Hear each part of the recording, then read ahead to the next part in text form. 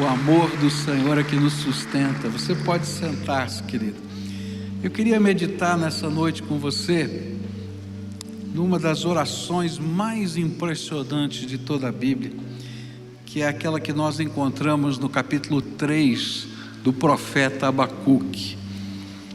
Todo o capítulo é a oração, mas eu vou ler a parte final, talvez a mais conhecida dessa oração, versículos 17, 18 e 19 de Abacuque, onde a palavra do Senhor diz assim: mesmo não florescendo a figueira, e não havendo uvas nas videiras, e mesmo falhando a safra de azeitonas, e não havendo produção de alimentos nas lavouras, nem ovelhas no curral, nem bois nos estábulos, ainda assim eu exultarei no Senhor, e me alegrarei no Deus da minha salvação.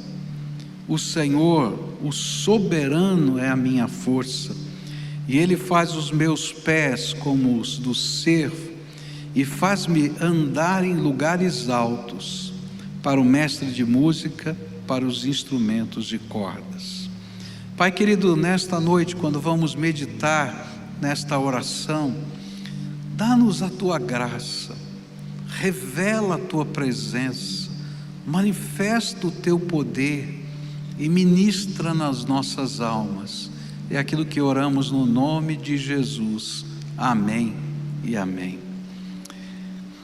Quando a gente lê essa oração, a partir do verso 1 até o verso 17, simplesmente ao lê-la dá para a gente ficar impactado. Mas quando nós analisamos diante do contexto do que estava acontecendo, nós ficamos ainda mais impressionados com essa oração. Então deixe-me lembrá-la um pouquinho do contexto, em que essa oração foi proferida.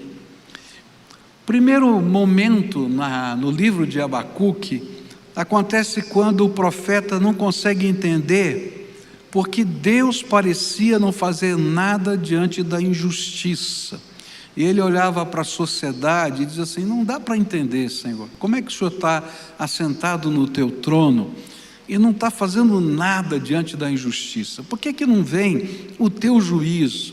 Por que o Senhor não pega essas pessoas que estão fazendo isso, aquilo outro, e não dá uma solução para elas?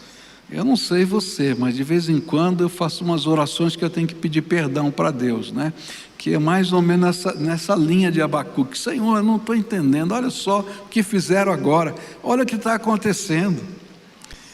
E ele olhou então para as mazelas sociais, oriundas do pecado do seu próprio povo, e ele estava falando da injustiça que estava acontecendo na sua nação.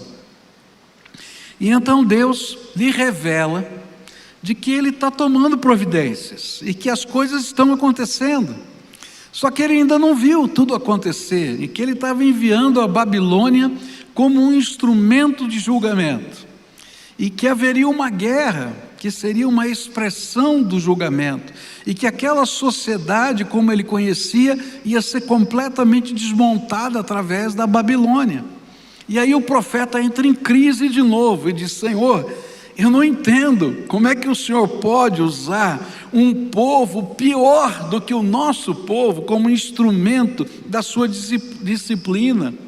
E ele, em grande angústia, diz que vai subir na torre de vigia para tentar ouvir a resposta do Senhor aos tantos questionamentos da alma. E outra vez eu me vejo em Abacuque, não é? A gente ora a Deus, assim, não sabe nem o que está orando às vezes, tem que pedir perdão às vezes, e de repente quando Deus diz: olha, eu vou mexer, vou bagunçar tudo que está aí que você está vendo. E a gente diz: Senhor, mas não precisava fazer tanto, podia só dar um jeitinho, E é mais ou menos isso que ele está falando: Senhor, eu não estou entendendo a tua dinâmica, eu não estou entendendo tudo isso. E aí então, na torre de vigia, naquele lugar em que ele está esperando ouvir a voz do Senhor, ele ouve aquilo que vai ser a essência de todo o livro, que é a resposta de Deus. E a resposta de Deus para Abacuque é: o justo viverá pela fé. E essa é a palavra que vai mover o coração dos reformadores, especialmente Lutero, que vai levar Paulo a escrever o livro de Romanos, baseado nessa expressão: o justo viverá pela fé.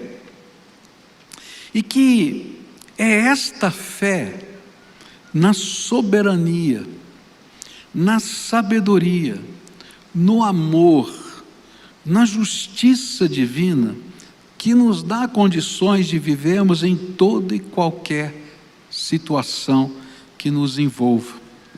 Essa fé não é apenas em crer que Deus existe, mas é crer que Deus é Deus, que Ele é o Todo-Poderoso, que Ele nos ama, que Ele tem um plano para a nossa vida, que Ele está no controle desse universo. E aí Ele está dizendo: olha, se você quer andar comigo, você tem que aprender a andar pela fé, crendo que eu sou Deus. E como resultado desse mover de Deus, no capítulo 1 e no capítulo 2, Ele responde a essa revelação de Deus, fazendo a oração que aparece no capítulo 3. E Ele o faz na forma de um hino. E a estrutura do texto no capítulo 3 é totalmente diferente do capítulo 1 e 2. É uma poesia, é um hino que Ele fez para ser cantado como uma expressão de fé.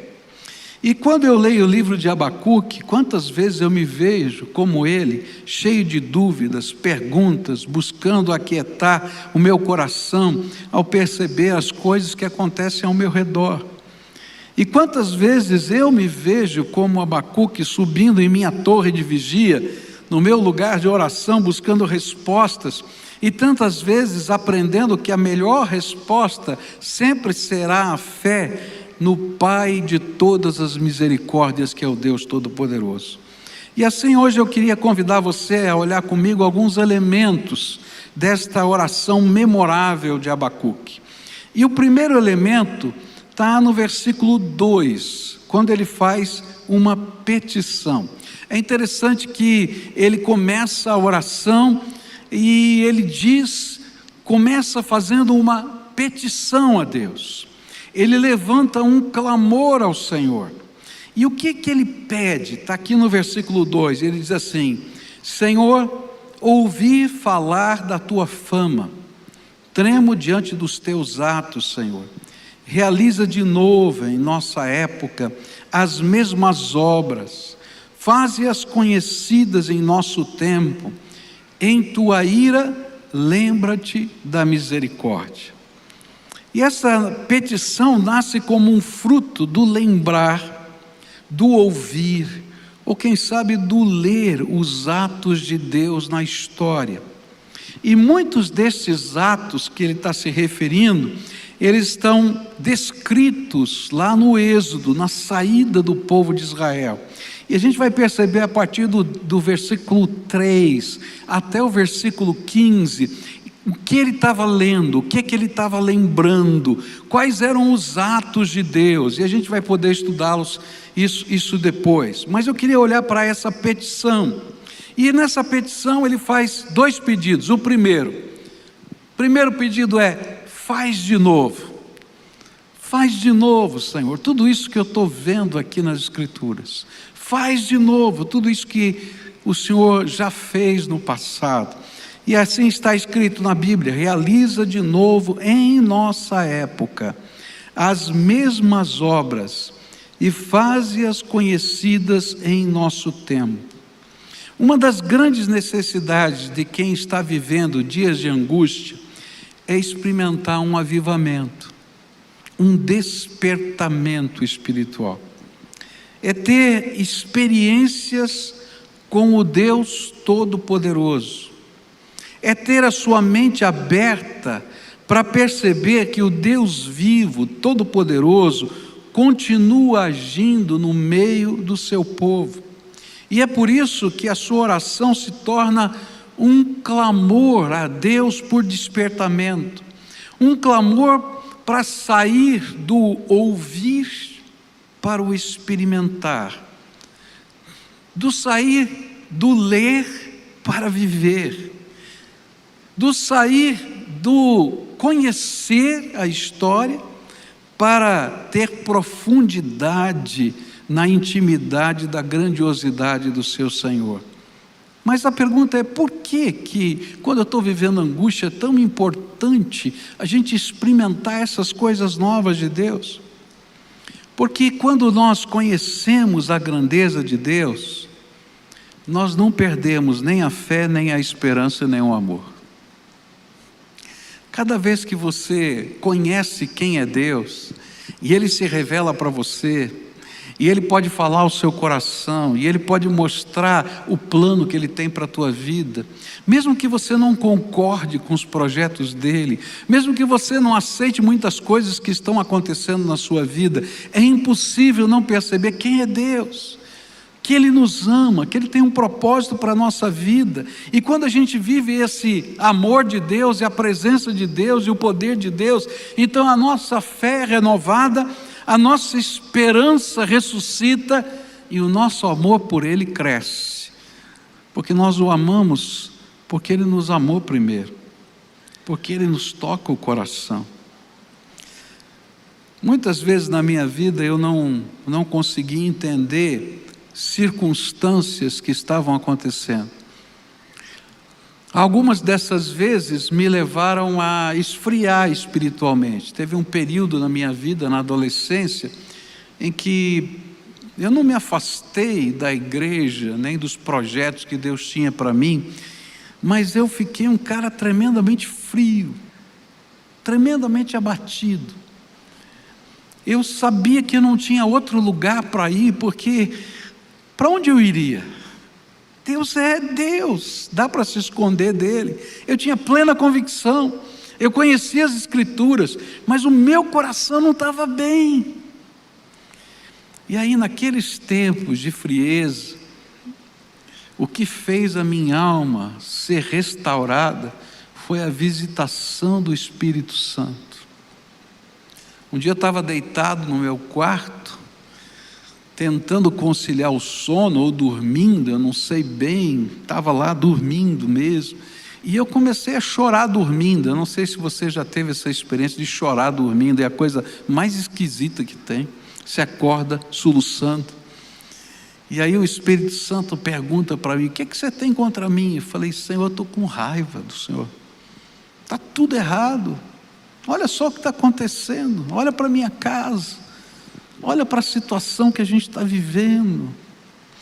E ali o Senhor tirou um tampão do meu coração, mas não parou naquela madrugada. No dia seguinte, quando eu voltava do trabalho, naquele ônibus, o Espírito Santo foi me fazendo lembrar tantas coisas da minha vida, e Ele dizia assim: olha, eu estava lá com você naquele dia, eu estava lá com você naquele outro dia, eu estava lá com você naquele outro dia, cenas da minha vida apareciam.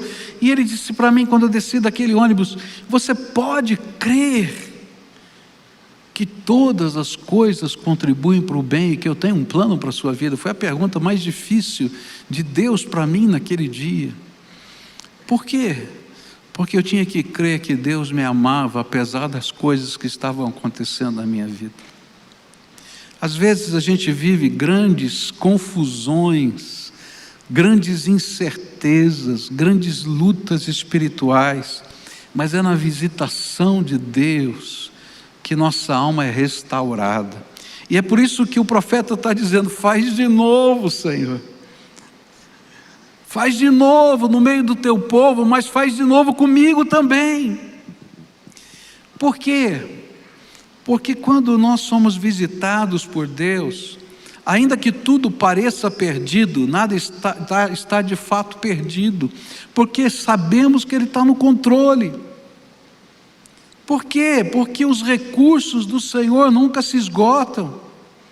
Por quê? Porque diante da tragédia, se olharmos para baixo, a gente vai ficar desolado. Se olharmos ao redor, vamos avaliar as circunstâncias e ficaremos estarrecidos.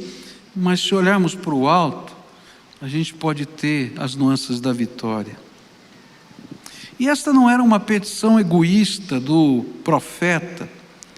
Ele desejava que estas obras de Deus fossem conhecidas por todos, pois esta era a única maneira de haver quebrantamento e conversão, transformação da sua nação.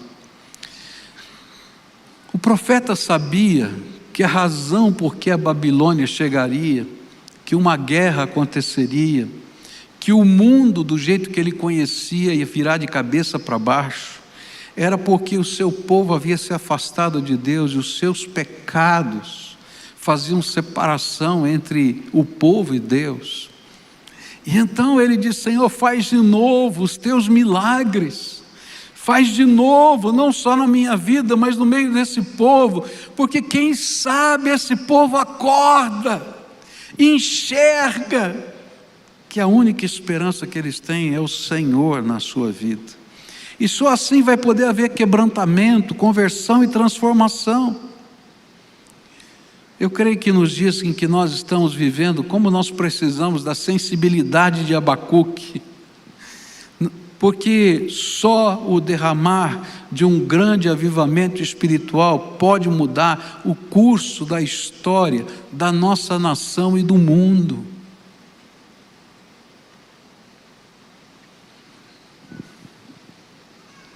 Assim, a primeira petição do profeta foi: Senhor, aviva o meu coração, revela o teu poder, faz conhecidas as tuas obras, chacoalhe o teu povo, a começar em mim. Que diferença, não é? Nos primeiros 2 capítulos, Abacuque era, como eu e você, um aprendiz de teologia, questionador de tudo e de todos.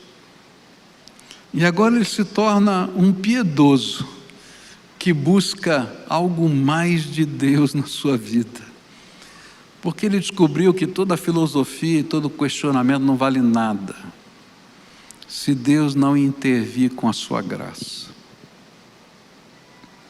Segunda petição que ele faz, e é interessante que parece um contraste, parece que ele está mudando de assunto, mas ele está falando do mesmo assunto. E ele diz assim: em tua ira, lembra-te da misericórdia. Na linguagem de hoje está escrito assim: mesmo que estejas irado, tem compaixão de nós. Abacuque agora acrescenta um novo pedido. E ele está dizendo: Senhor, se o Senhor estiver irado, e o Senhor está irado, o Senhor já falou, então tem compaixão de nós. E outra vez, que mudança, porque se você lembra do começo do livro, ele estava dizendo: Senhor, julga logo esse povo, Senhor, já resolve esse problema aqui, tira fulano, tira Beltrano. Eu não sei se você já orou assim, né? Mas eu já orei, né? Senhor, tira daqui, põe lá e tal, né? Algumas orações até mais violentas, eu tenho que confessar. Aí depois eu tenho que pedir perdão para Deus, né? Mas agora ele mudou. O profeta irado que pedia juízo, agora pede compaixão e misericórdia de Deus. Porque ao relembrar os atos de Deus no Êxodo, ele entendeu o significado do juízo de Deus. E mais, ele entendeu também que não existe sequer um único justo em toda a terra. E essa é uma das coisas que a gente não compreende. Quando a nossa sociedade é julgada, eu sou julgado junto. Por quê? Porque não tem ninguém que não tenha pecado. Talvez alguns tenham pecado mais, mas não tem um justo, um sequer, diz a Bíblia. E quando Deus então impõe o seu juízo, ele tem que ser justo, e a justiça dele se derrama sobre todos que têm pecado, e ele se viu no meio daquilo tudo. E assim, quando ele pediu misericórdia, ele estava pedindo misericórdia para si mesmo, tanto quanto pedia misericórdia para os outros, para aqueles que viviam com ele, porque ele sabia que os dias que viriam e que lhe foram revelados seriam difíceis, de sofrimento, de morte, em toda a nação. Os babilônios invadiriam a terra e seriam um instrumento do Senhor. E ele estava dizendo: Senhor, tenha misericórdia, faz de novo as coisas. E algumas pessoas hoje em dia se perguntam: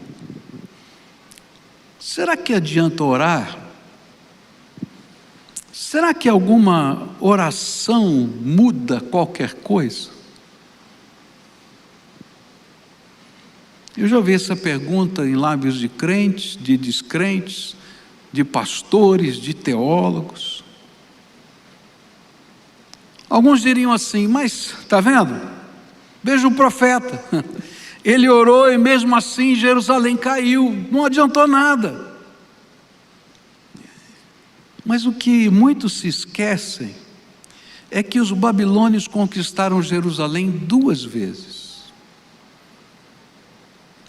Na primeira vez, a cidade não foi destruída, ela foi cercada, eles se renderam, e os babilônios simplesmente trocaram o governo. E Deus deu uma segunda oportunidade para o povo, e essa oportunidade durou 10 anos. E naqueles 10 anos, era como se Deus estivesse dizendo: Abacuque, eu ouvi sua oração, e eu estou tendo misericórdia, e eu estou fazendo milagres, porque ninguém acreditava que a cidade seria deixada intacta, porque não era assim o costume dos babilônios, mas essa cidade ficou intacta. Ninguém acreditava que as pessoas continuariam nas suas próprias casas, nos seus próprios negócios, mas o Senhor ouviu aquela oração e fez milagres.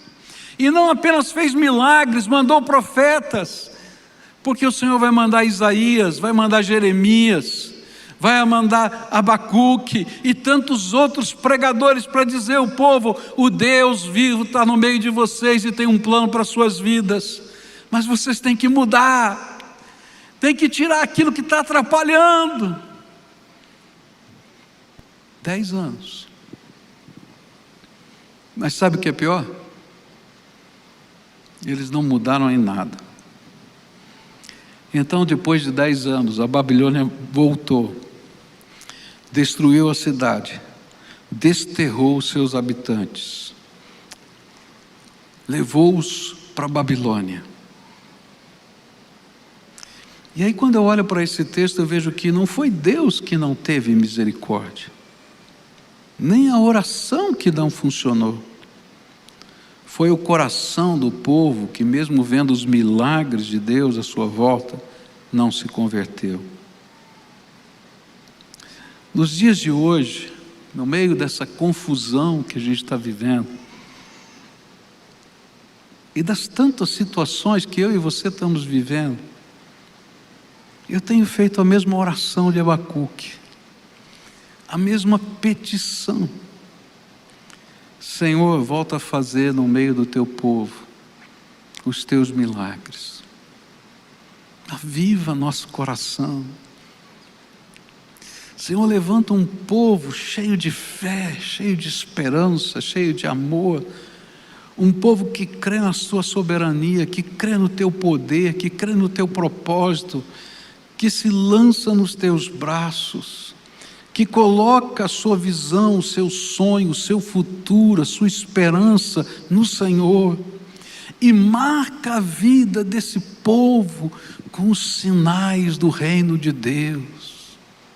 E sabe, Deus tem feito isso no meio da gente. Sinais de Deus estão acontecendo, pessoas estão se convertendo. Essa semana passada nós lançamos uma campanha, que queria desafiar você para fazer parte dessa campanha. É uma campanha de colheita, onde a gente está gravando breves testemunhos, e o testemunho não é dito de cara, a gente conta o problema, como é que estava a minha vida, como é que era a situação, e a gente diz assim: olha, você quer saber a resposta? Eu vou te contar.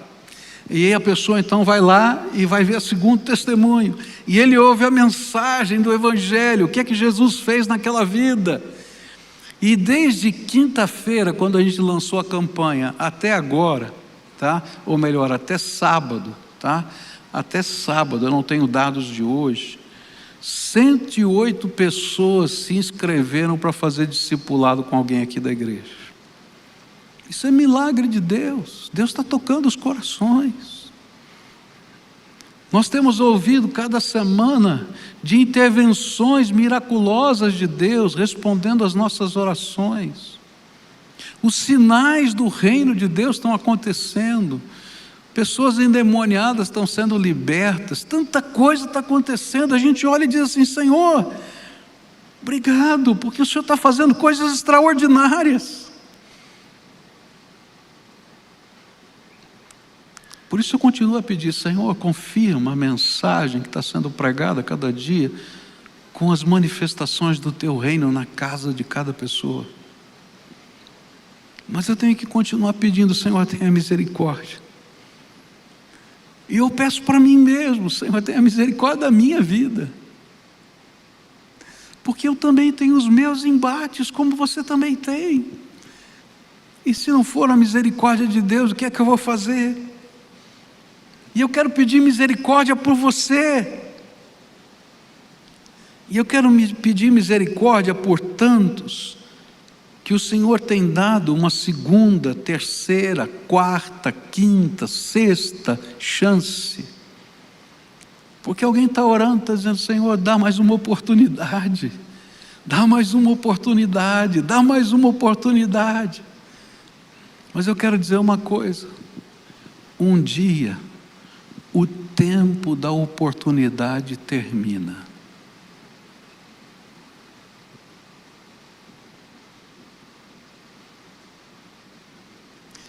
E às vezes a gente não entende isso, que o Senhor já deu tantas e tantas e tantas oportunidades, e o coração só se endureceu. E essas oportunidades da misericórdia de Deus são para que haja conversão, transformação pessoal, transformação da nação.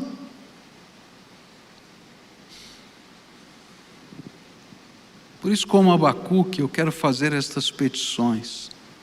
Aviva, Senhor, a Tua obra, revela o Teu poder e tenha misericórdia.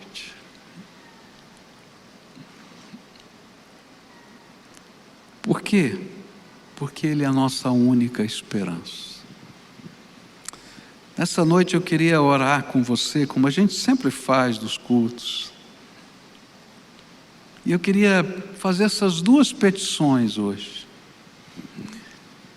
Primeiro, eu queria orar com crentes que estão frios. Quinta-feira eu falei que o maior problema de uma igreja não é ela estar localizada onde existem enfrentamentos, porque o trono de Satanás foi construído naquele lugar. Mas que o maior problema de uma igreja é perder o seu primeiro amor. E numa hora como esta, queridos, o que a igreja precisa viver é como nunca o seu primeiro amor. Nós, servos do Senhor Jesus, temos que estar vivendo as maiores experiências do poder de Deus na nossa vida. E eu quero dizer uma coisa: as mãos do Senhor não estão encolhidas que não possam abençoar o seu povo. A palavra do Senhor nos garante que a gente não pode esgotar a infinitude da graça do Deus Todo-Poderoso, porque ainda estamos no tempo da graça.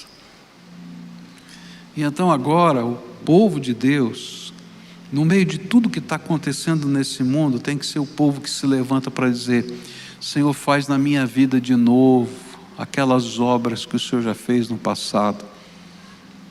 Faz no nosso povo, no meio da Tua igreja, essas obras de novo.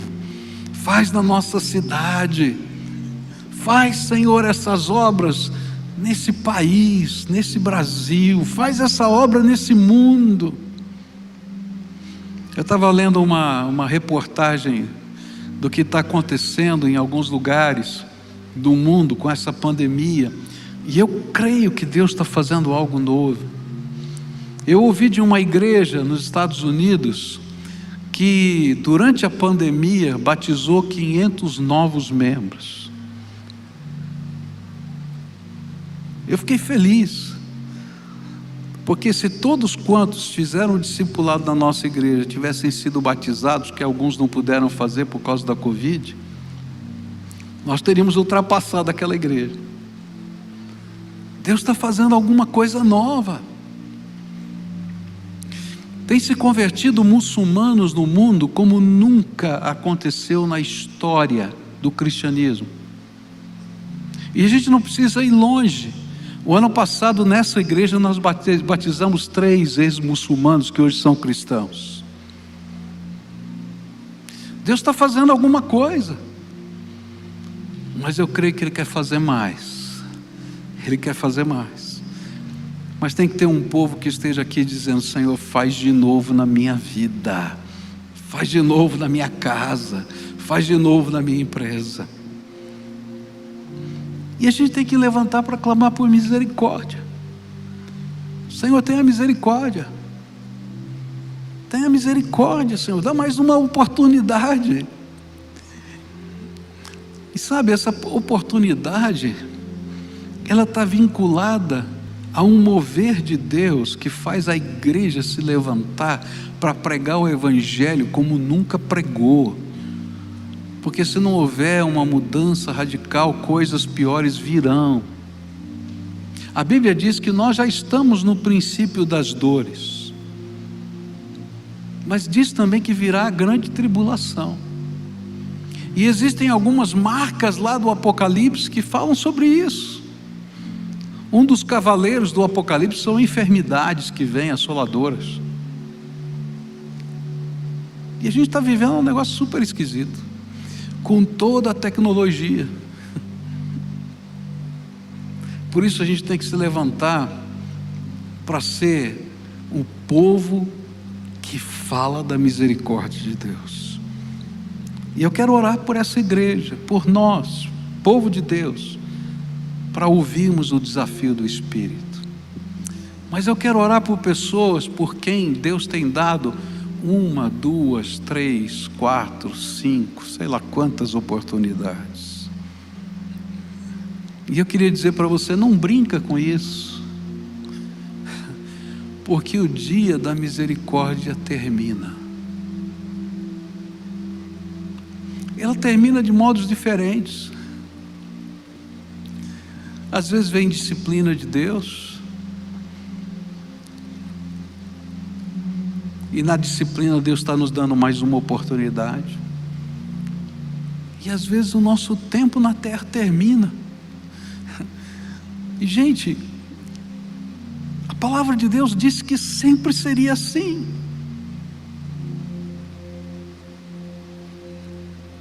Quando eu oro por alguém, eu sei que eu estou pedindo para Deus mais uma oportunidade. E eu oro para que o coração seja quebrantado e que haja transformação na vida. Então nessa noite eu quero orar com você. A primeira oração que eu vou fazer é pela igreja, e eu vou orar por todos que estão aqui, e por todos quantos estão nos assistindo pela televisão, pela internet, porque eu estou pedindo a Deus um grande despertamento espiritual. Que a gente possa viver o que a gente talvez nunca tenha vivido na nossa história de vida, com as revelações da presença de Deus em nós. Você concorda com essa oração? Então fica de pé agora para a gente orar, tá? Pai querido, em nome de Jesus, o teu Filho, que nós queremos nos unir com Abacuque agora e pedir: Senhor, faz de novo aquelas obras que lemos nas Escrituras do Velho e do Novo Testamento na vida do teu povo.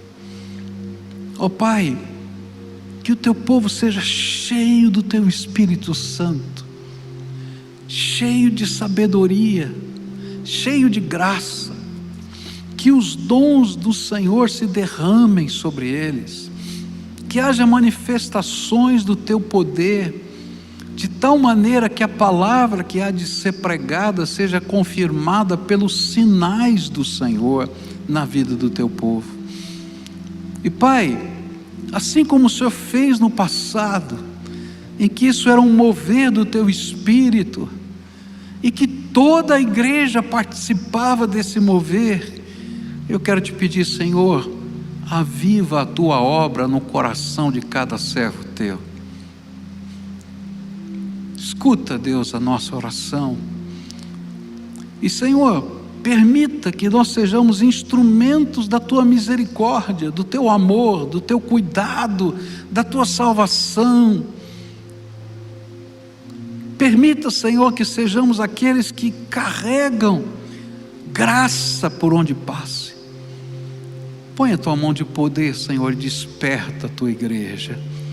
É aquilo que eu oro em nome de Jesus. Amém e amém. Mas eu quero fazer uma segunda oração hoje, porque há pessoas aqui nesse lugar, e pessoas que estão me vendo e assistindo pela TV, pela internet, que Deus já deu muitas misericórdias.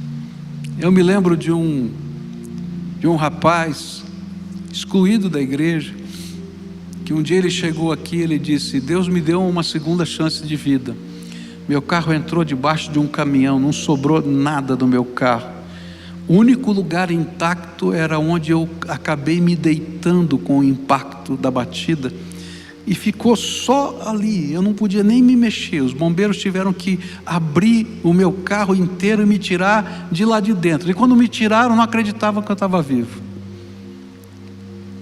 E eu disse para ele assim: escuta, moço, e aí? Tem que voltar. Ele disse: mas pastor, você não sabe que confusão é a minha vida, eu tenho problemas com isso, com aquilo, tem família, tem aquilo. Eu falei: cara, tem que voltar. Quantas oportunidades você quer? E sabe o que é triste? Já faz mais de 20 anos que conversamos, ele nunca mais voltou. Se você está me ouvindo e o Espírito Santo de Deus está testificando no seu coração, é tempo de você se entregar, porque Deus está batendo na porta do seu coração há muito tempo. Mas eu quero dizer para você que o tempo da misericórdia se encerra, ainda que tenham pessoas que estejam pedindo misericórdia por você. Então, se há alguém aqui hoje, a quem o Espírito Santo está falando, e está na hora de voltar para Jesus, está na hora de se entregar para Jesus, está na hora de deixar Jesus fazer a vontade dele na sua vida, levanta bem alto a sua mão aqui, que eu quero orar com você. Aleluia, graças a Deus, graças a Deus, graças a Deus. Lá em cima tem gente, graças a Deus, muita gente. Fica com a mão bem alta, as duas lá para o céu. Eu quero orar por você agora. Você que está aí na sua casa, se ajoelha na presença de Deus. Senhor Jesus, Tu estás vendo o coração e a vida desses Teus filhos, aqui e acolá. E nessa hora eu te peço, visita esse Teu povo poderosamente. E eu quero te pedir não apenas o perdão, mas eu quero te pedir restauração. Ó Pai, coloca o Teu Espírito Santo, transborda a vida desse povo, marca com a Tua graça e abençoa, Pai. E que esse retorno, que essa entrega, que esse caminhar contigo seja um novo começo para a glória do Senhor na vida deles e da sua família. É aquilo que eu oro em nome de Jesus. Amém e amém. Eu vou pedir um favor para você que levantou a mão, você que se ajoelhou na sua casa, você que fez essa oração junto comigo. Entra nesse link ali, pibcuritiba.org.br/Jesus. Pega o seu celular, pode pegar agora, e coloca lá, preenche o formulário, deixa a gente acompanhar a sua vida. Sabe por quê? Porque quando você sair daqui, Satanás vai tentar roubar a semente de novo, essa mesma semente que já foi semeada em você tantas vezes. Deixa a gente continuar caminhando junto com você. E uma das coisas bonitas que eu queria que a gente vivesse juntos agora é essa canção que vai ser cantada aqui, não é? E talvez no estribilho você pudesse cantar junto conosco no coro desse hino. A Thalita vai cantar, não é? As estrofes. É um hino antigo, mas ela expressa o que essa oração de Abacuque vai nos ensinar. A gente só viu a petição, não é? Porque depois ele vai falar dos sinais que ele viu nas escrituras, e depois ele vai fazer uma confissão de fé maravilhosa, e eu quero estudar isso com vocês. Mas esse hino diz assim: sua fé Jesus contemplará. Então ouça as estrofes e cante com ela, e todos nós juntos, o estribilho. Adoremos ao Senhor.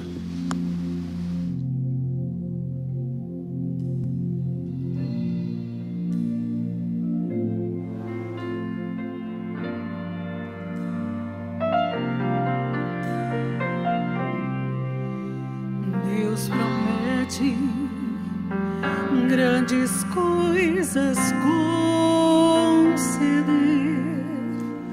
a qualquer que peça, crendo que há de obter a resposta, sem na fé enfraquecer. Sua fé Jesus contemplará. Sua fé Jesus contemplará. Sim, o que Jesus promete dar, Ele vê o coração e responde a petição. Sua fé Jesus contemplará.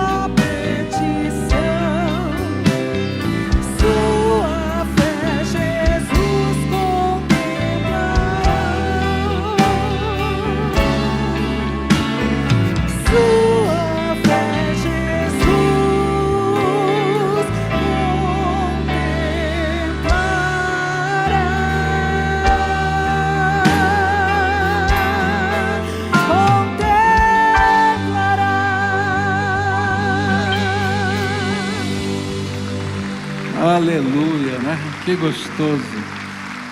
O maior ensino do livro de Abacuque é esse: o justo viverá pela fé. Ele pode clamar para que as coisas aconteçam de novo, pode pedir por misericórdia, ele pode ter visões de esperança, como ele teve lendo as Escrituras, mas ele também pode fazer a afirmação que ele fez no final do livro: não importa o que aconteça, eu sei em quem eu tenho crido, estou certo que ele vai estar lá comigo. Por isso hoje eu queria desafiar você, quando a gente for saindo daqui, tá? A você levar essa mensagem lá para o seu trabalho, lá para a sua casa, lá para os seus familiares. Comece a orar por milagres de Deus, por intervenção do Senhor. Pode pedir. E sabe, quando a gente está anunciando o Evangelho, Deus confirma a mensagem do Evangelho, respondendo a orações, para dizer: isso é verdade, isso funciona. Então que esse povo, eu e você, sejamos esse povo ardoroso que crê que o Senhor está olhando a fé e vai derramar graça sobre o seu povo. Amém? Eu vou pedir para você se sentar. Hoje temos bastante gente aqui dentro dos limites, tá? E eu vou pedir que a gente possa cantar mais uma canção, se for possível. E eu vou pedir primeiro que os que estão lá na galeria vão descendo pelas escadas ali. Os que estão lá atrás vão sair pelas portas do fundo, tá? Os que estão nessas filas aqui da frente, metade daqui para lá, sai por essa porta aqui. Eu vou pedir para abrir o portão ali de fora, se puder abrir, para não precisar dar toda aquela volta. Quem está dessa metade para cá, sai por essas duas portas laterais, pode abrir essa porta ali também. E aí vocês podem, sem fazer aglomeração, a gente pode ir se despedindo, e a gente vai cantando enquanto está andando, né? Adorando a Deus, indo para a missão, porque Deus vai fazer grandes coisas no meio da gente.